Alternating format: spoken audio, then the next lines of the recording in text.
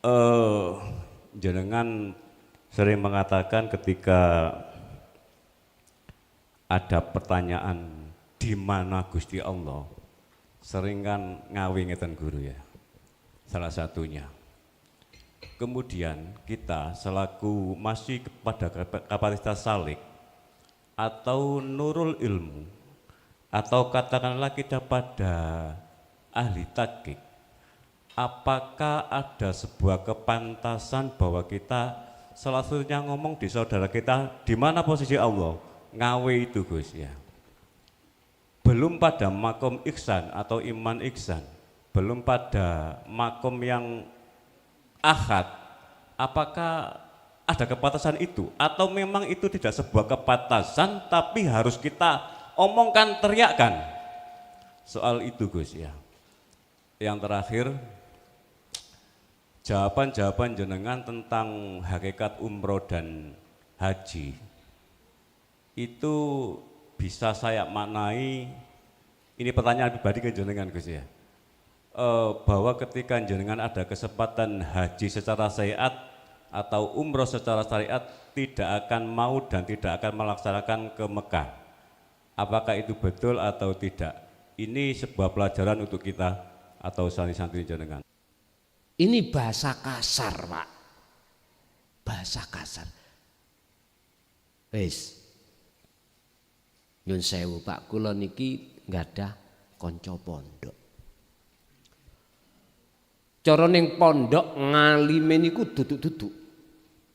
Wis bisa dikatakan macane pondok. Setiap bahsul masail apapun terdepan. Nyun sewu. Oleh karena akhlak ilahiyah enggak digawa. Ngapunten nggih Kang Kadah. Nek cara wong Jawa ngelmune gak barokah, akhirnya ngelmu yang tadi dikuasai ning omah gak kanggo. Sampeyan gak usah ngaji baban tauhid sing bandawino klason nyocot ya. Gak usah diikuti.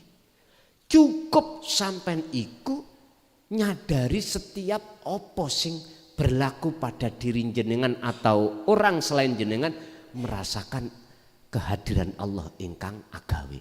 Cukup niku pun. Yang terakhir, artinya masih pertanyaan yang nomor 2. Mengapa saya harus bersikap seperti ini? Ayo disadari, sopo sing metu ana kono mang.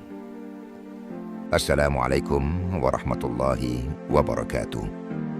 Selamat datang di channel Ruang Tafakur, tempat renungan dan pencerahan hati yang dibimbing oleh Kiai Haji Mukhlason Rosyid. Di ruang ini, kita sama-sama belajar menundukkan ego, membersihkan jiwa dan menata hati agar semakin dekat kepada Allah. Semoga setiap kajian yang disampaikan menjadi wasilah terbukanya kesadaran, bertambahnya iman, dan lahirnya ketenangan dalam hidup kita. Mari bersama melangkah dalam tafakur menuju makrifat dan kedekatan sejati kepadanya. Selamat menyimak. Monggo bapak-bapak napa ibu ingkang badhe tanglet, tapi saderengipun ingkang ngresakaken kitab monggo nggih ten panitia.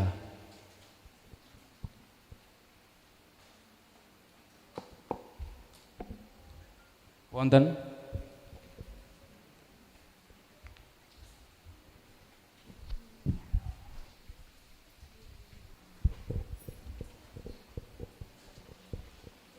Assalamualaikum warahmatullahi wabarakatuh. Perkenalan Gus, nama saya Lutfi dari Desa Ambeling Wendo. Di sini saya ingin menanyakan 2 pertanyaan. Yang pertama, apakah orang yang sudah berjalan di Dinu Tauhid, kalau belum wusul kepada Allah, dianya itu sudah meninggal? Karena ini yang dialami oleh teman saya. Bila itu mencari guru yang sekiranya itu bisa mengatakan dia untuk liqo kepada Allah. Apakah dia meninggalnya itu apakah secara mata hatinya itu masih gelap atau apa terang gitu. Yang kedua, ini yang saya alami pada saat sholat Idul Adha di rakaat yang pertama atau yang di takbir yang ketiga itu.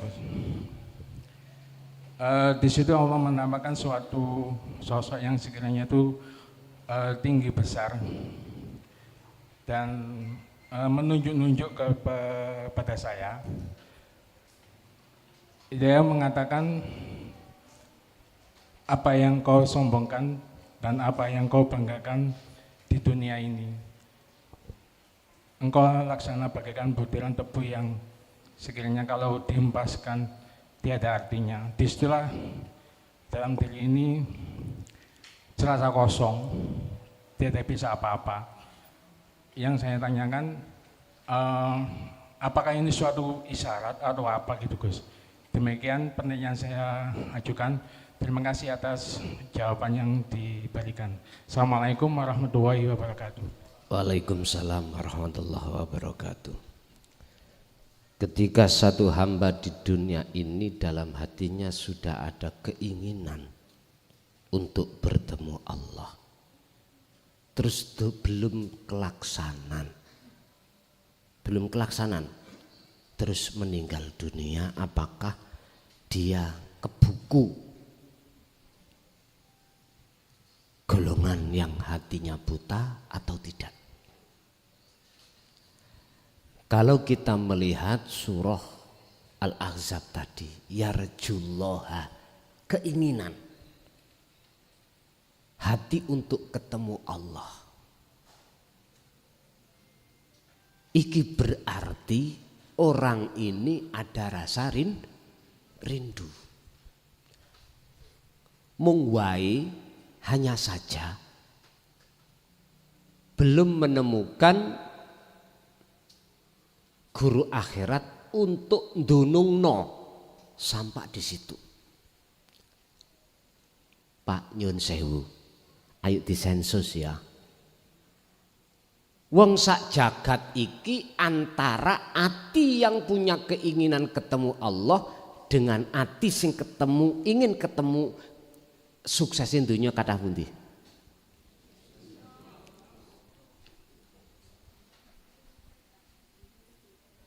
Illa ibadaka minhumul muhlasin. Pasti lebih banyak hati yang ingin sukses dan bercinta terhadap selain Allah tadi. Jikalau ada, itu adalah pilihan. Sebelum menjadi kekasih, prosesnya calon kekasih. Dan ini sudah sebagai jawaban bahwasanya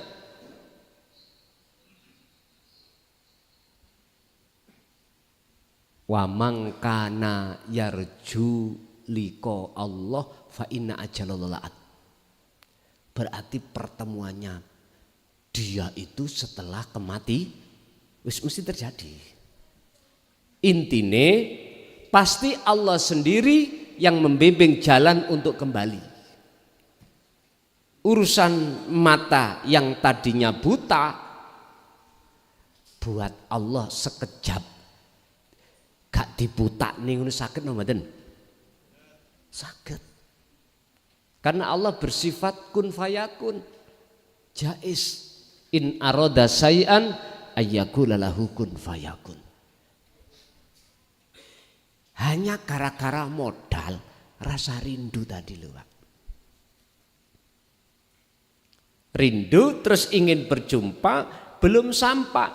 Berarti perjalanan beliau itu diteruskan setelah dia meninggalkan alam dunia.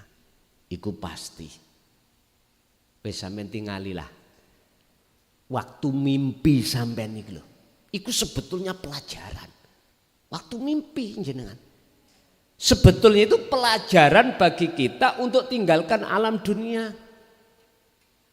Coba waktu mimpi jenengan, ketika mimpi ketemu bidadari, terus ketangen,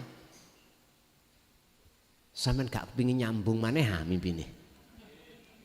Tapi kalau jenengan mimpi diuber-uber wong gendeng, misalnya ya, terus sampean ketangen, apa duwe keinginan sampean wis tak turu maneh cek diuber-uber maneh, gak mungkin. Loh, kok iso ya? Meripat merem tapi ketok. Sampean kali kula tidur kan mata zahir kan tertutup, Pak.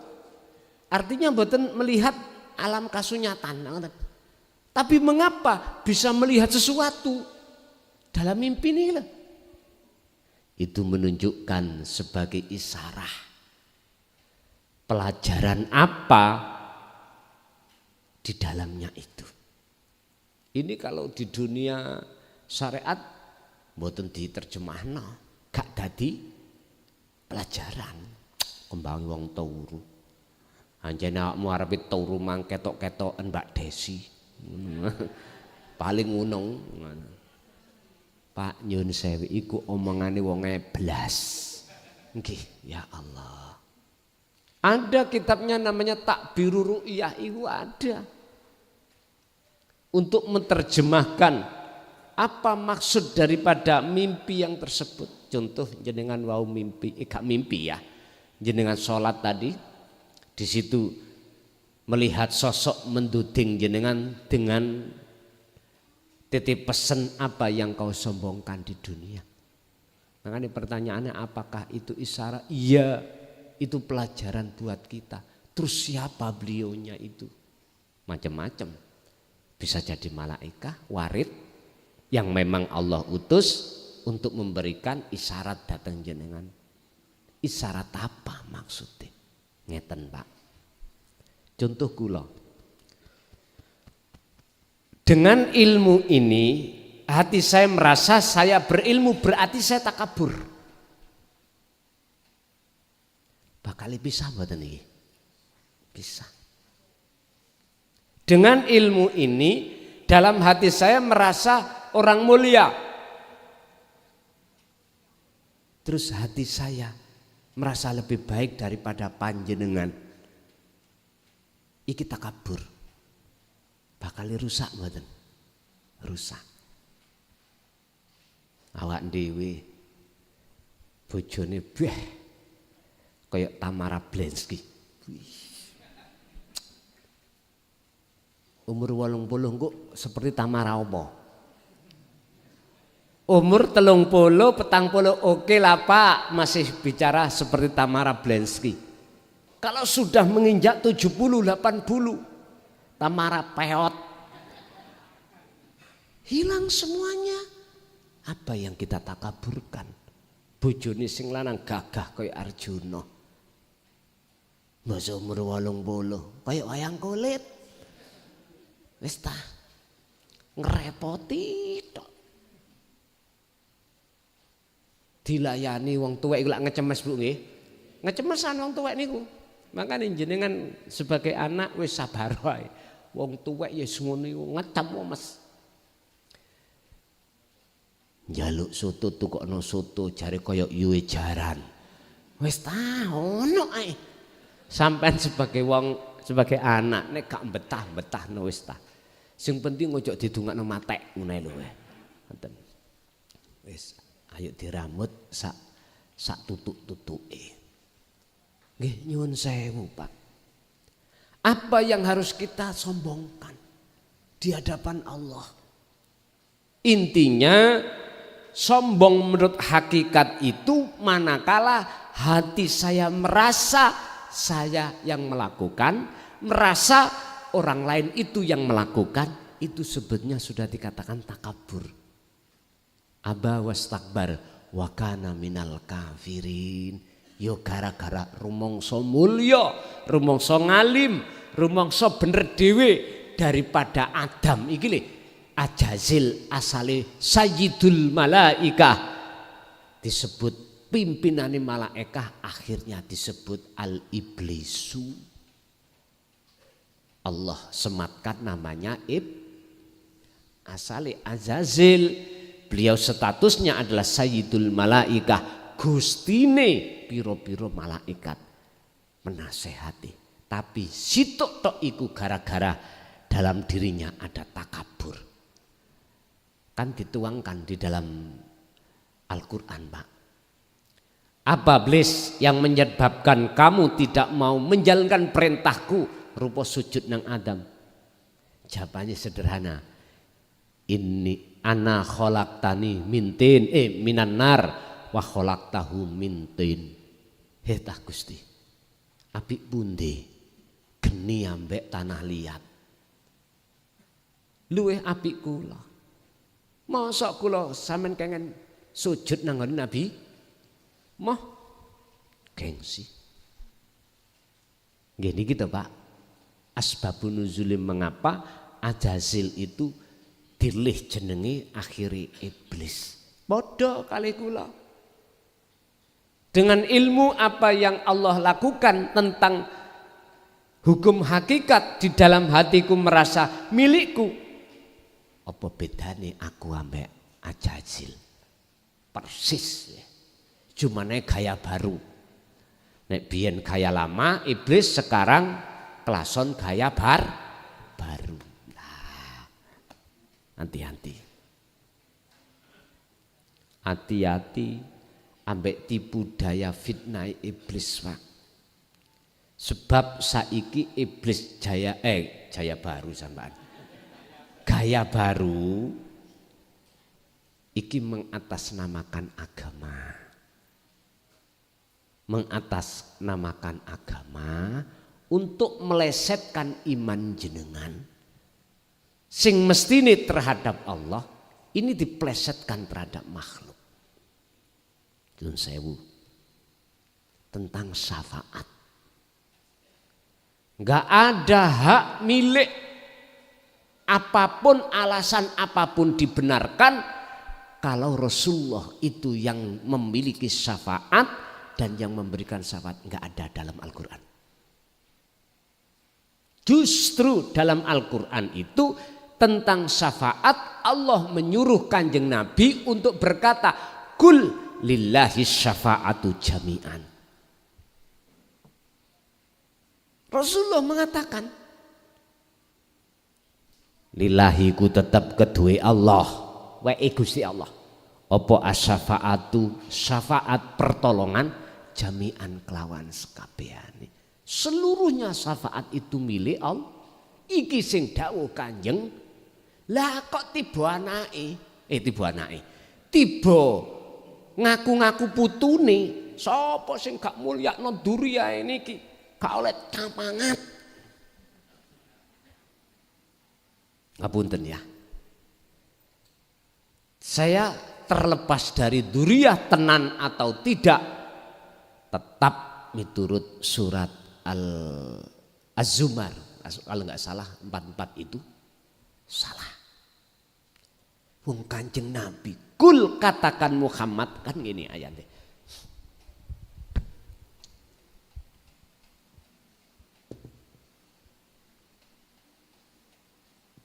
Kulillahi asy-syafa'atu jami'an. Katakan Muhammad, iki Rasulullah sing diperintah ngomong. Bener dawuhe Allah, tapi iku Gusti Allah merintah Rasulullah kengken dawuh. Lillahi ku tetep kedue Allah. Apa sing tetep kedue Allah? As-syafa'atu utawi syafaat. Jami'an semuanya. Lah kok ono iblis gaya baru ya dah mengatakan sungkemo, pujon dan lain sebagainya.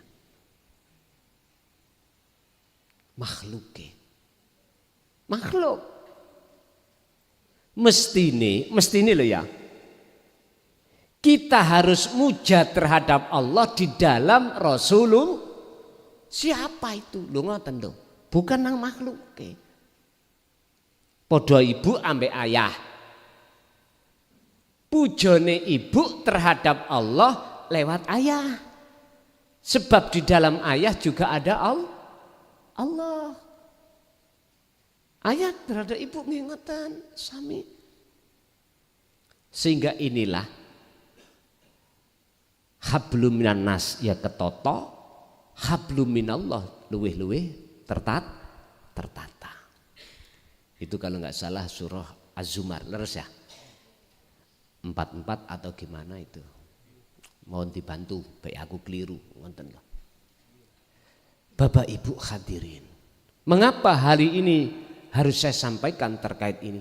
Sebab banyak yang ngaku-ngaku duriyai, tapi sebetulnya bukan, dengan maksud supaya jenengan hormati, jenengan puja, jenengan junjung. Bahkan sampai apa ya? Kehormatannya dikekno. Wis miris nih. Bagaimana Rasulullah mengajarkan kita terhadap Allah tentang tauhid? Ilahukum ilahu wahid. Innama ana basyarum mislukum. Aku itu juga sama dengan kamu manusianya. Mengapa kamu harus berobitoh terhadapku? Mengapa kau harus menghadap tawajuh padaku? Hadaplah siapa yang kuhadap, yang memberikan wahyu terhadapku. Itulah ilahukum ilahu wahid. Tuhanmu sekalian, Tuhan yang Maha Esa. Al-Kahfi ayat 110 itu tadi. Mosok sing ini kurang jelas. Jelas-jelas Rasulullah mendidik dengan tauhid yang murni. Terus kita pelencengkan. Masya Allah. Berhubung iki sudah banyak iblis-iblis gaya baru. Jenengan harus waspada dan saya sampaikan tentang syafaat ini. Entah jenengan organisasi apapun gak terima, monggo sak kerso. Saya gak butuh Anda percaya dan tidak. Ndak. Saya cuman menyampaikan apa yang sudah Rasulullah sampaikan. Walaupun ini pahit kurasa, tetap akan kusampaikan. Memang resiko Pak. Inilah butuh tauhid untuk meluruskan apa yang sudah Rasulullah sampaikan, bonten dipelintir-pelintir. Oleh pecah umat Islam itu kan gara-gara setelah berilmu toh Pak orang-orang itu. Setelah berilmu, Pak pecah ono madhab iki, madhab itu, madhab macam-macam. Ono madhab gondrong, ono madhab gundul, ono madhab macam-macam. Yang semuanya itu atas dasar pengetahuan ijtihadnya masing-masing. Kalau kita bicara hukum syariat sih no way, artinya sah-sah saja. Cuman mengapa inti wahyu Rasulullah itu justru malah ditutupi, dipelintiri dengan bahasa-bahasa dzahiriyah. Keluh kesah kami menyampaikan sudah 26 tahun Mbak. Nggih mohon maaf pun kurasakan. Apapun resiko dicaci dimaki sudah kami terima. Wis tah jarno ae engko ya kula niki lho bongko-bongko dhewe. Kula ora dipateni ya matek-matek dhewe. Jenengan misalkan dipadu tiang, gak usah dipadu, balik gak usah. Dijeleki orang gak usah kita jeleki. Engko nek wis wae matek deh, ngoten mawon. Kanjeng Nabi ku Pak, nek kei teladan terkait masalah halaqatu ma'an nas itu bagaimana? Ketika beliau dicaci, enggak bangsul nyaci. Karena apa? Karena beliau pendidikannya ketauhidan kuat. Sama orang Jawa toh. Wong Jawa iku nek dilarani meneng dijauh sepuro, di sepuro. Dilarani maneh, ya di sepuro maneh. Dilarani ping 3, yes di sepuro maneh. Nek wis ping 4, ngalih sampean, amping-amping tembok. Ngenteni liwati. Engko nek wis liwat dibondem, lha ngoten ta. Sing trose sabar iku ana batese. Rasulullah mboten, Pak. Bendau wino salat subuh diidoni ambek tanggane lho. Mak men semai. Jenengan piye? Dicelathu tangga sampean. Cencing lah ngono ah. Otote diketokno. Masyaallah. Wong wedok iku nek ketemu wong wedok, nek padu-paduan, nek wis kadung jambak-jambakan. Misahe wangel. Situk Pak carane misah. Kula biyen diuruki guru kula. Dikon ngudani. Ngerti ngudani? Baru buyar dhewe. Ngoten. Wong wedok wis tukaran wis jambak-jambakan Pak wan rambut dawa. Wis tah awangel. Kula dhisik diuruki guru kula sok kuwi nek ketemu wong ngono. Tapi nganti saiki dereng ketemu Pak. Udanono. Ngerti udanono? Diplodong niku lho Pak. Dikon mlodong, bojone situk ikon mlodong bojone, situk ikon mlodong engko lak buyar. Diculno mulih dhewe. Nek wis ana omah bojone wis garapen dhewe kudu garapen cek meneng. Ngoten. Pun kok tutuk kunci mangan. Pun dados isyarah jenengan kali kula ketika saat telunjuk oleh seseorang sosok itu memang betul memberikan nasihat pada kita apa yang Allah nyatakan terhadap diri kita itu sebetulnya bukan milik kita. Apa sing dinyatakno? Agawe niki ambekan apapun. Intine kita disuruh belajar untuk tidak ngaku. Injih.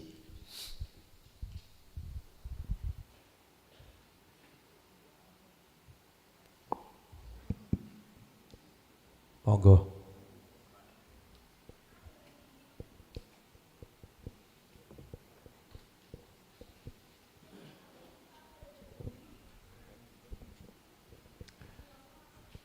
Oke, terima kasih Guru. Mohon izin.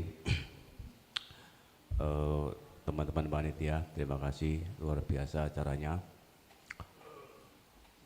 Mohon maaf kalau pertanyaannya kurang berkualitas. Yang pertama, Gus, tadi di awal ada yang jenengan menyatakan bahwa rahmat itu tidak melihat kapasitas keilmuannya. Sebuah fakta, ini tidak menjelaskan di agama lain ya, bahwa saudara kita yang di agama lain ketika pada tingkatan kualitas keilmuan yang pada mentok ya itu baru masuk Islam bahasanya, atau ketika saudara kita yang di Islam yang tingkat keilmuannya remeh-temeh itu kemudian condong masuk ke agama lain. Ada bahasa itu dan anomali seperti itu. Apakah itu ada hubungannya dengan makalah yang jenengan sampaikan? Apakah itu mutlak soal syariat? Yang kedua,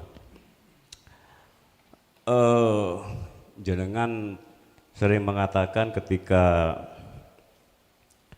ada pertanyaan di mana Gusti Allah, sering kan ngawi ngeten guru ya, salah satunya.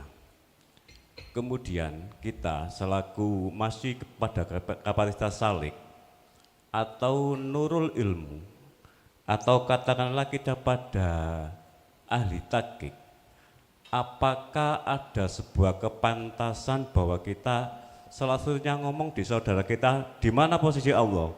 Ngawe itu Gus ya. Belum pada makom ihsan atau iman ihsan, belum pada makom yang ahad, apakah ada kepantasan itu atau memang itu tidak sebuah kepantasan tapi harus kita omongkan, teriakkan soal itu Gus ya. Yang terakhir, jawaban-jawaban jenengan tentang hakikat umroh dan haji itu bisa saya maknai, ini pertanyaan pribadi ke jenengan Gus ya, bahwa ketika jenengan ada kesempatan haji secara syariat atau umroh secara syariat tidak akan mau dan tidak akan melaksanakan ke Mekah. Apakah itu betul atau tidak? Ini sebuah pelajaran untuk kita atau santri-santri jenengan. Terima kasih. Assalamualaikum warahmatullahi wabarakatuh. Waalaikumsalam warahmatullahi wabarakatuh. Rahmat teko niku ukurane mayasa. Nurun ala nurin yahdillahu linurihi mayasa. Mengapa tidak melihat kapasitas sebuah ilmu? Karena Allah itu bersifat jaiz. Kalau Allah hanya mengendaki orang yang ilmunya sudah kapasitasnya ilmu mumpuni, berarti Allah tidak kuasa menghendaki orang yang tidak berilmu. Memang ukuran proses itu memang harus berilmu dulu. Apa kita akan mengingkari orang membuka reparasi karena dia itu bisanya reparasi, taunya itu odidak? Apa kita mengingkari kenyataan itu? Enggak tahu. Faktanya ada. Tidak semuanya reparasi itu awal prosesnya dia belajar ilmu elektro secara formal. Tidak semuanya. Justru dia itu ada juga yang lewat jalur otodidak. Awalnya nguasi, nggih melok-melok ngewangi. Muncul ide pengetahuan.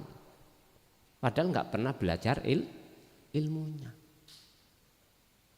Artinya dalam hal mendapatkan rahmat itu, Allah katakan di dalam surat An-Nur ayat 35 tadi tentang cahaya makrifat. Itu hanya Allah kehendaki berikan terhadap hamba yang bahasa hamba yang dikehendaki, hamba yang dipilih. Nyun sewu Pak, kula niki nggadah kanca pondok. Cara ning pondok ngalime niku duduk-duduk. Wis bisa dikatakan macani pondok. Setiap bahsul masail apapun terdepan. Nyun sewu. Oleh karena akhlak ilahiyah enggak digawa. Ngapunten nggih Kang Kadah. Nek cara wong Jawa ngelmune gak barokah, akhirnya ngelmu yang tadi dikuasai ning omah gak kanggo. Saya juga punya teman bodohnya notok. Tapi dia itu berakhlak ilahiyah. Bentuknya napa? Nggih nyun sewu. Ning pondok niku wonten lari mondok notoke budone notok maca kitab gak iso wis tah dedel-del ngono. Beliau itu selalu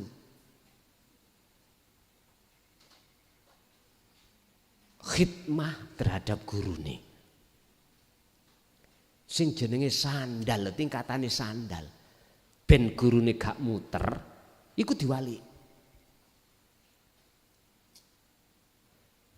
Sing kula takoki jarene ngalap barokah.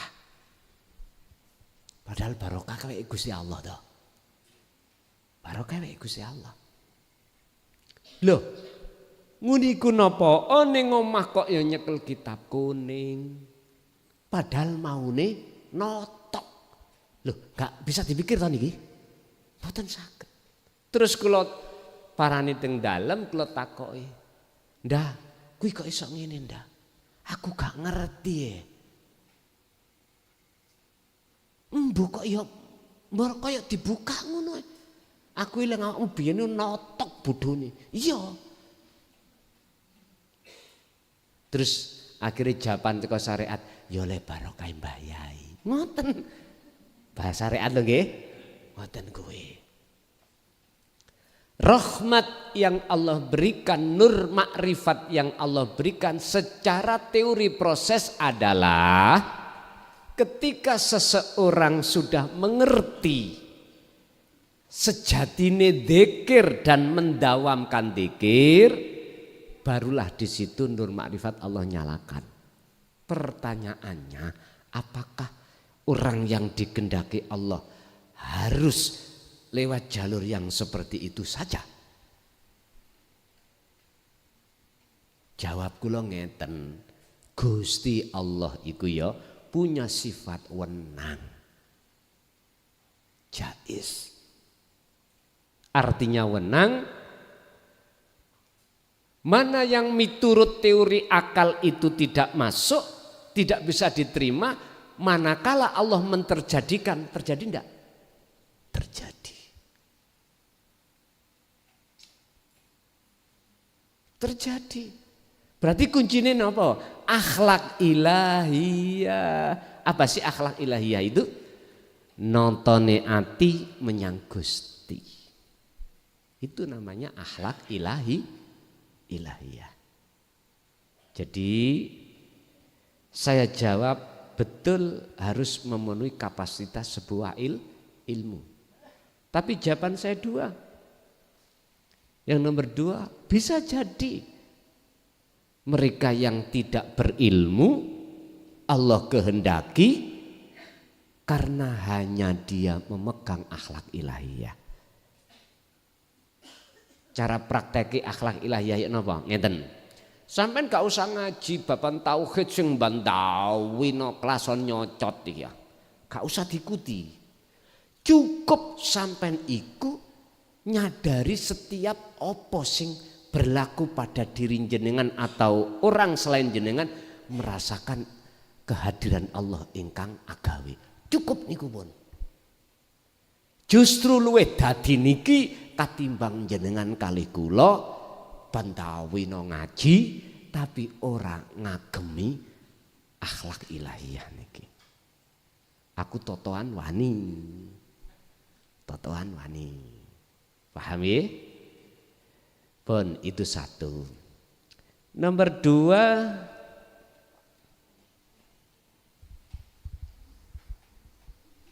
terkait masalah penunjukan Allah. Di manakah? Jujur Pak, saya iku nentang arus. Miturut pandangan umum. Pandangan umum mengatakan iki mutiara, ilmu. Gak boleh kau sampaikan di tengah umum. Harus kau sampaikan tempat khusus, artinya saya harus punya waktu khusus. Waktu khusus yang tidak boleh orang lain mengikuti kecuali yang sudah faham. Mohon maaf saya dikatakan tentang arus. Sebab saya punya prinsip. Apa prinsip saya? Ngeten. Kalau ilmu ini saya sampaikan hanya terhadap orang yang sudah paham, buat apa? Mestinya sasaran ilmu ini orang yang belum paham. Sebab wong paham asale gak paham, oleh paham krungu keterangan terus dingen-ngen.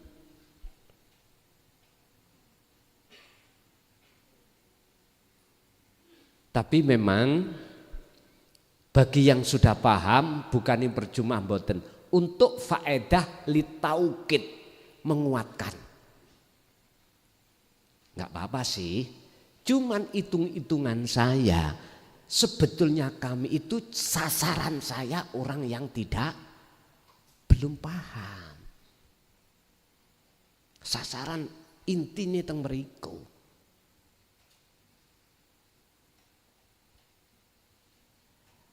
Dibantah dalam satu makalah sistem saya gini. Ada di dalam kitab hikam, Pak. Salah satu makalah bantah dengan apa yang saya katakan. Son, wong sing gak paham mang laksana gelas iki ditutup. Apa mungkin banyune iku iso mlebu ketika kau berikan air? Oke, bahasa akal jawab jelas tidak bisa masuk. Tapi aku punya cara. Oleh saya ngerocok tak getno. Biar tutupe geser. Nek geser baru buka Lah aku punya prinsip juga. Makanya kadang kula niki kawasan. Nggih pun kaget.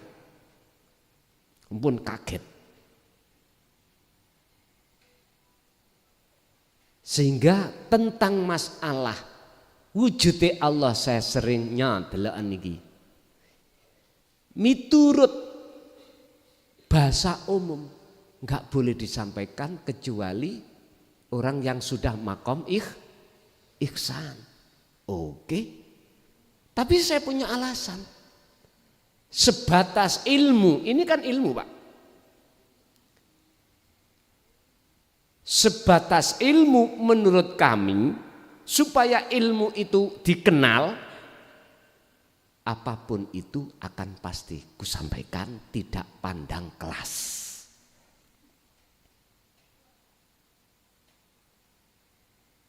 Bagi yang memang tidak paham, suatu saat besok jawaban, oh kita sih dimaksud kelason nih, ketemu. Sing belum nyandak lo ya, yang belum keiksan lo ya. Memang Pak secara aturan nggak boleh. Pelajaran ini ku sampaikan. Hikamnya juga bicara gitu. Menjadikan pertengkaran nanti. Tapi mohon maaf, kurikulum saya nggak seperti itu. Sepanjang itu ilmu, tetap nggak ada yang akan kututupi. Apa pertimbangan saya? Besok jenengan kalau sudah ketemu itu, karing jodoh noto. Walai kita karepe klason biyen. Ya. Tambah kuat iman tauhid sampean. Kalau polos-polosan sesuai dengan aturan yang aman memang ya. Saya nggak akan pernah mengatakan di depan selain orang yang ihsan, iki wujudnya Allah. Aman. Tadi saya katakan, saya itu nentang arus. Ini bahasa kasar, Pak. Bahasa kasar. Wes. Yang terakhir, artinya masih pertanyaan yang nomor 2. Mengapa saya harus bersikap seperti ini? Ayo disadari, sopo sing metu ana kono mang. Sumbre teko ndi? Teko klason kah? Teko Allah? Lah, nek wis ana kuno akhire sampean guyu, Gusti Allah iki ndagel. Kadang ya misuh.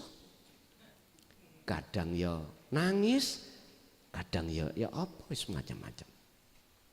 Jadi betul Pak, satu sisi kalau bukan kapasitasnya enggak boleh saya itu ma'aina huwa, dia di mana?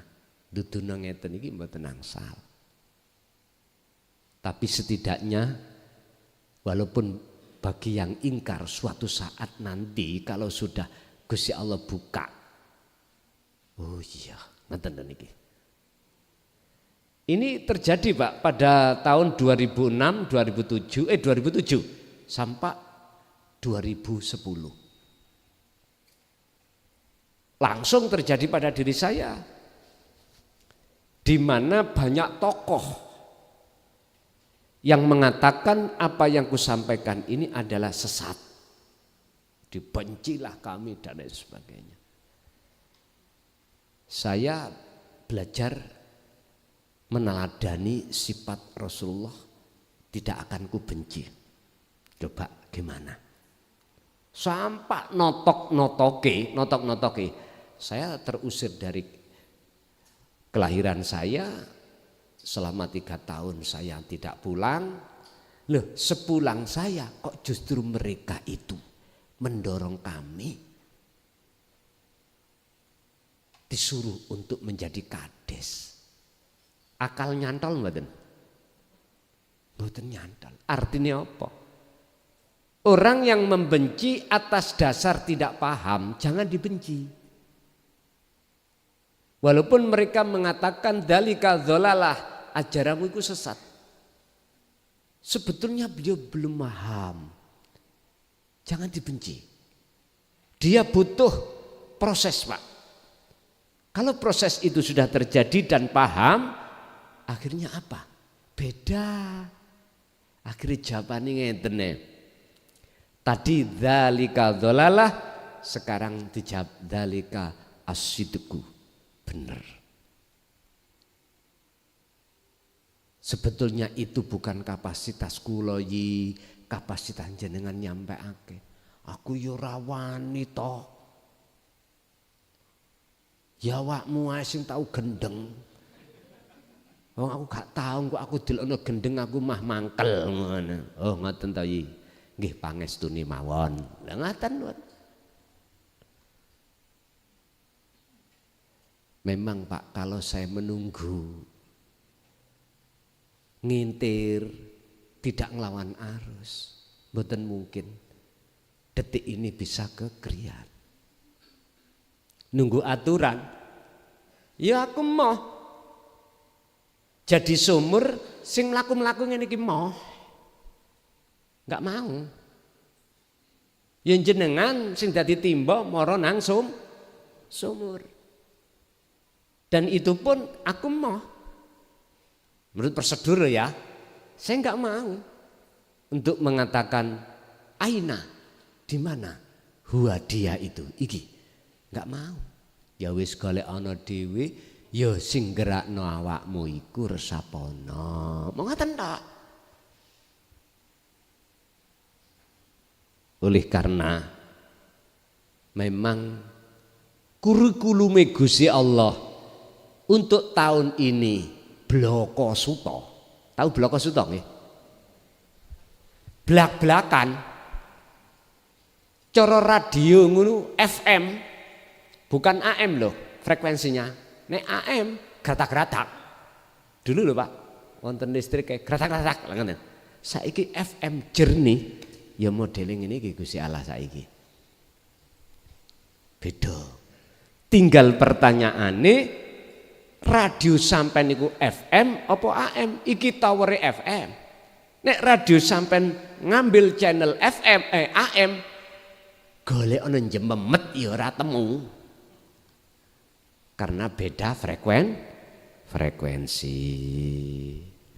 Tentang umroh dan haji, Pak nyun sewu. Istilah kaidah, Anda berangkat nang satu tujuan terus gak temu tujuane, kira-kira ngeten iki manfaati mboten? Jenengan jawab dhewe ning ati. Bukan perkarane saya melarang jenengan menunaikan tujuan sampai ndak. Nek jenengan peka, jenengan pasti akan berpikir kalau toh mendatangi satu tujuan gak ketemu tujuan iku percuma, mestine jenengan kali kula niki mengurai kalimah bagaimana caranya bertemu itu loh maksud saya. Bukan melarang sampean untuk tidak menunaikan tujuan Anda. Enggak. Silakan. Tapi betul-betullah kau bertemu apa yang menjadi tujuanmu. Umroh tujuanmu apa? Haji tujuanmu apa? Saya katakan kalau Anda tidak bertemu terhadap tujuan yang dimaksud, nggih percuma. Nggih badi biaya, badi soro, tenaga, waktu, maneman. Tapi pun diterjemahkan langsung, wah nek wis gak usah. Iku berarti cara penafsiran jenengan iki kelintu. Sebab ngeten, aktivitas apapun itu yang Allah hadapkan, gunakan sebagai wasilah kendaraan untuk bertemu. Kita punya mobil, lebih enak punya mobil 5 daripada 1. Lho kok isa? Iya, 1 anak gembose berhubung duwe 5, ambil sing enggak gembos. Situk gaenane ra wewel, situk ra wewel. Ya cari sing mboten rewel. Artinya Gusti Allah iku setiap saat dan waktu menghadapkan kita 2 tumpaan. Ibadah murni dan tidak murni. Gunakan sebagai kendaraanmu untuk bertemu. Ngoten lho maksude. Gunakan. Kau memakai kendaraan yang mana, itu hak panjenengan. Sak penak panjenengan. Mriki nang Jakarta, sire nggo peda motor, empun disalahno. Padahal di rumah ada mobil. Mulai dari Toyota, terus ndukure Toyota maneh Isuzu. Wis opo wae wonten. Kok jenengan malah pakai sepeda? Ya ampun disalahne. Karena hatine iku krentek pas gawe sepeda. Sing penting ketemu tujuh itu aja menurut kami. Jadi kami bukan mempersoalkan percuma terus artinya jangan ke sana, enggak ya, enggak gitu Pak ya. Memang saya sendiri enggak ada waktu Pak. Enggak ada waktu untuk melakukan umroh. Melihat zamahnya acara kami ngaji niki, wis tak anggap Gusti Allah nggawe kendaraan aku lewat ngaji. Makanya Mbah Dimyati niku lek takoki, "Mbah, toriko sampean apa? Tumpaan sampean?" Ngaji, mangan, salat. Boten toriko-toriko sing disebut pada umumnya boten. Kok iso Mbah? Ya Rasulullah biyen ngono e. Rasulullah dulu ikut dahar apa mboten? Dahar. Tak ikuti dahar. Dahar Rasulullah ya apa? Atine sambung nang Gusti Allah. Aku yang ngono kudu ngono. Ngoten ya. Lah, Kanjeng Nabi naik unta mboten? Naik. Lah berhubung kene gak ana unta, ya ibuke tak gawe unta. Ngoten. Sing penting kepanggih Gusti Allah. Sebetulnya simple Pak kita itu. Simple. Cuman pertanyaannya mau untuk apa ndak kita untuk melaksanakan itu. Ngaten nggih? Dadi bukane kula niki woro-woro aja umroh percuma tuas pegel. Artinya itu sebelum kita datang ditandani bagaimana tujuan kita bisa terlaksana. Mekaten. Masih ada? Sampun dah. Oh ngoten. Sik jam 8 ngeten. Nggih, pun matur suwun atas semua atensinya Bapak Ibu. Semoga apa yang sudah Allah berikan menjadi ilmu ingkang manfaat. Lahumul Fatihah. Bismillah.